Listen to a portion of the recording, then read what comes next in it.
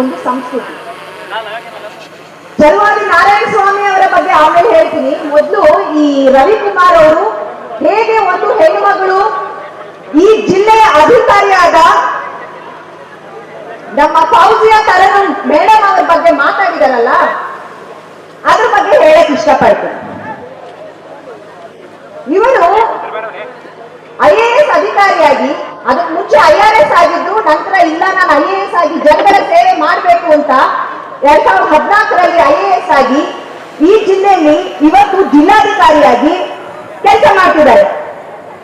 ಕಳೆದ ಜನವರಿ ತಿಂಗಳಲ್ಲಿ ನಮ್ಮ ರಾಷ್ಟ್ರಪತಿಗಳ ಹತ್ರ ಅವರು ಒಂದು ಅವಾರ್ಡ್ ಕೂಡ ತಗೊಂಡಿದ್ದಾರೆ.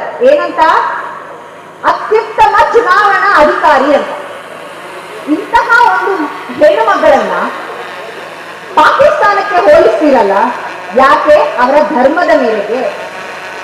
ಇದು ಆ ರವಿಕುಮಾರ್ ಅವರು ಒಬ್ರು ಮಾಡಿರೋದಲ್ಲ.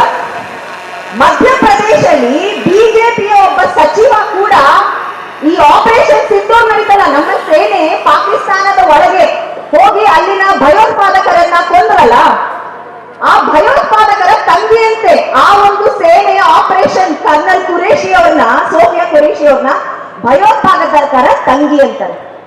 ನೀವೊಂದು ಇಲ್ಲಿ ನೋಡ್ಬೇಕಾಗಿದ್ದಂತಹ ವಿಷಯ, ಈ ಎರಡು ಹೆಣ್ಣು ಮಕ್ಕಳು ಬಹಳ ಓದಿದಂತಹ, ನಮ್ಮ ಅಂಬೇಡ್ಕರ್ ಅವರು ಬರೆದಿರುವಂತಹ ಸಂವಿಧಾನದ ಒಂದು ಯಶಸ್ಸಿನ ಪ್ರತೀಕ.